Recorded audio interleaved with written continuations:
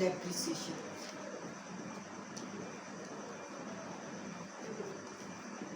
ठीक है, तो चैप्टर स्टार्ट करने से पहले हम देखते हैं कि डेप्रिसिएशन के एक्चुअल मीनिंग क्या होते हैं। डेप्रिसिएशन असल में है क्या? तो डेप्रिसिएशन के एक्चुअल मीनिंग के लिए हमें पता होना चाहिए कि जब आप कोई भी बिज़नेस शुरू करते हैं, किसी भी बिज़नेस में आपको एसेट्स चाहिए होते हैं। अब उन एसेट्स को जब आप बिज़नेस में कॉन्टीन्यूअली यूज़ करते रहते हैं तो वो एसेट्स जो हैं with the passage of time अपनी वैल्यू जो है वो डिक्रीज़ करने लग जाते हैं। यानी कि आहिस्ता आहिस्ता आपके एसेट्स की वैल्यू डिक्रीज़ होना शुरू हो जाती है किसी भी बिज़नेस में। तो जब ये वैल्यू डिक्रीज़ होती है तो उसको आप डेप्रिसिएशन बोलते हैं। डेप्रिसिएशन क्या है? जब आपके बिज़नेस में यूज़ होने वाले एसेट आहिस्ता आहिस्ता अपनी वैल्यू जो है वो डिक्रीज़ करने लग जाते हैं तो उसको डेप्रिसिएशन कहते हैं। अब हम देखेंगे कि ये डेप्रिसिएशन जो है वो होती कौन से एसेट्स पे है। हमारे पास दो तरह के एसेट्स होते हैं। पहले हमारे पास होते हैं टेंजिबल एसेट्स और दूसरे इंटेंजिबल एसेट्स। टेंजिबल एसेट्स कौन से हैं? टेंजिबल एसेट्स वो वाले एसेट्स हैं जिनको आप देख सकते हैं, छू सकते हैं, आप जिनको टच कर सकते हैं, महसूस कर सकते हैं, वो सारे कौन से हैं? टेंजिबल एसेट्स हैं। अब इनकी भी दो टाइप हैं। एक आपके पास आएंगे फिक्स्ड टेंजिबल एसेट्स और दूसरे आपके पास है इनटेंजिबल एसेट्स। अच्छा जी, फिक्स्ड टेंजिबल एसेट्स कौन से होंगे आपके? फिक्स्ड टेंजिबल एसेट्स वो सारे एसेट्स होंगे जो with the passage of time आपके अपनी वैल्यू को डिक्रीज करने लग जाएंगे। अच्छा जी, इसमें से एक ऐसा एक फिक्स्ड टेंजिबल एसेट ऐसा है जो with the passage of time जिसकी वैल्यू डिक्रीज नहीं होती बल्कि इंक्रीज होती है। वो कौन सा है आपका? लैंड। आपकी जो लैंड होगी वो with the passage of time उसकी वैल्यू डिक्रीज होने की बजाय इंक्रीज होती जाएगी। उसके अलावा आपकी मशीनरी है, किसी भी टाइप की कोई भी मशीनरी आप परचेज करते हैं तो वो भी वक्त के साथ साथ अपनी वैल्यू डिक्रीज करती जाती है। उसके अलावा कोई भी आप मोटर व्हीकल ले लें, कुछ भी आप कोई भी मशीनरी ले लें जो आप अपने बिजनेस में यूज़ कर रहे हैं, वो with the passage of time उसकी वैल्यू जो है वो डिक्रीज होती जाएगी। अच्छा जी, उसके बाद हम देखते हैं कि आपके पास कुछ ऐसे एसेट्स हैं जो जिनकी वैल्यू जो है वो डिक्रीज नहीं होती। वो क्या है? इंटेंजिबल एसेट्स, यानी कि आपकी गुडविल है। गुडविल जो है वो जैसे जैसे टाइम आपका गुजरता जाएगा आपकी जो इंटेंजिबल एसेट है उसमें गुडविल है, उसकी वैल्यू जो है वो इंक्रीज होती जाएगी, डिक्रीज नहीं होगी। तो इसके अलावा हमारे पास सॉफ्टवेयर होते हैं कंप्यूटर के, उसके अलावा पैटेंट्स हैं। ये सब के सब इंटेंजिबल एसेट्स में आएंगे और वो एसेट्स जिनको आप देख सकते हैं, छू सकते हैं, महसूस कर सकते हैं, वो सारे किस्में आ जाएंगे आपके टेंजिबल एसेट्स में आ जाएंगे। अच्छा जी, इसके बाद तीसरी किस्म के एक और एसेट्स हैं आपके पास। वो कौन से हैं? वो हैं वेस्टिंग एसेट्स। अब वेस्टिंग एसेट्स कौन से? वो सारे एसेट्स जिनमें से आप रिसोर्सेज पहले से निकाल लेते हैं। यानी कि आपके पास जैसे कि आपके ऑयल वेल्स हैं, जैसे कि आपके कोल माइंस हैं। तो ये ऐसे एसेट्स हैं जिनके रिसोर्सेज आप ऑलरेडी यूज़ कर लेते हैं, तो इन पे कभी भी आपकी डेप्रिसिएशन नहीं होगी।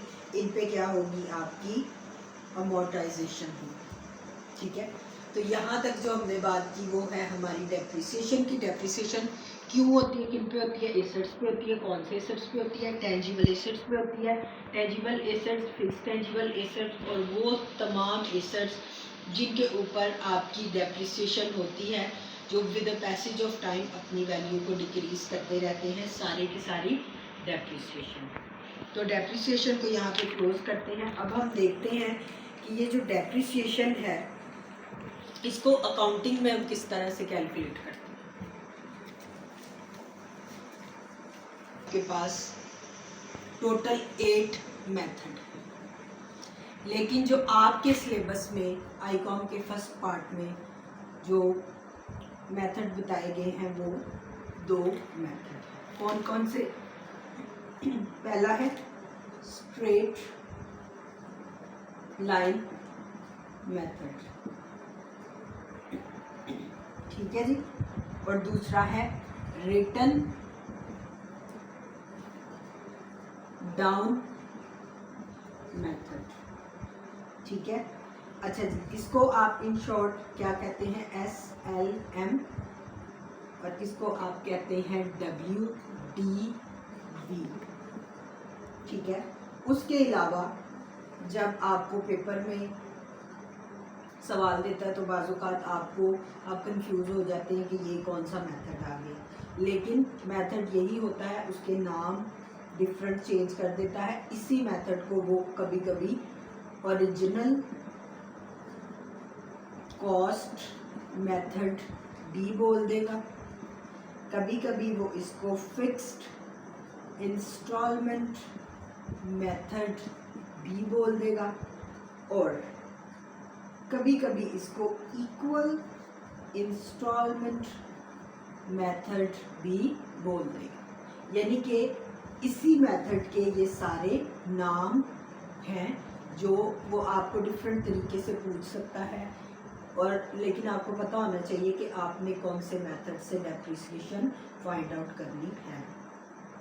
अच्छा जी, अब दूसरी तरफ चले जाते हैं। दूसरी तरफ क्या है?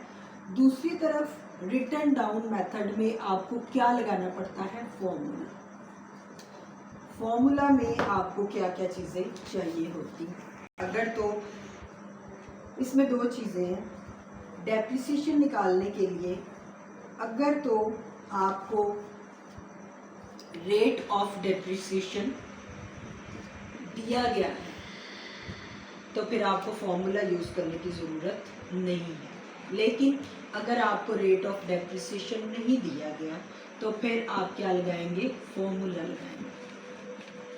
अब फॉर्मूला के लिए आपको कौन कौन सी चीज़ें चाहिए? फॉर्मूला के लिए आपको चाहिए फर्स्ट ऑफ ऑल तो आपको कॉस्ट चाहिए इंक्लूडिंग एक्सपेंसेस।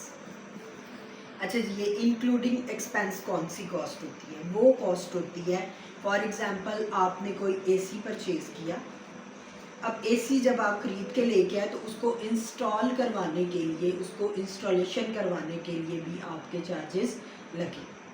तो 80,000 का आप लगा लें कि आपका एसी था और 20,000 इसके इंस्टॉलेशन चार्जेस आए, तो इसकी जो कॉस्ट इंक्लूडिंग एक्सपेंस होगी वो आपकी 1 लाख होगी, ठीक है।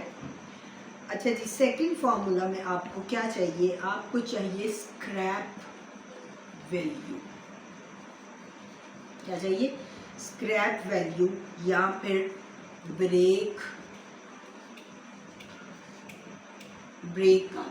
वैल्यू चाहिए उसकी, किसकी? मशीनरी की। अच्छा जी, थर्ड में आपको क्या चाहिए? थर्ड में आपको चाहिए एस्टीमेटेड यूजफुल लाइफ, ठीक है जी। ये तीनों चीज़ें आपके पास होंगी तो आपके पास डेप्रिसिएशन का फॉर्मूला आ जाएगा। दूसरी सूरत में अगर आपके पास रेट ऑफ डेप्रिसिएशन उसमें दिया हुआ है तो आपको फॉर्मूला लगाने की ज़रूरत नहीं है, ठीक है। अच्छा जी, अब आगे चलते हैं। आपके पास कौन कौन सी चीज़ें होती हैं? फॉर एग्जांपल हमें डेप्रिसिएशन का फॉर्मूला लेना है तो सबसे पहले तो कॉस्ट आएगी, जो भी आपका एसेट है उसकी कॉस्ट लगाएंगे, फिर उसमें से माइनस करेंगे आप स्क्रैप वैल्यू। स्क्रैप वैल्यू और डिवाइड किस पे कर देंगे, एस्टिमेटेड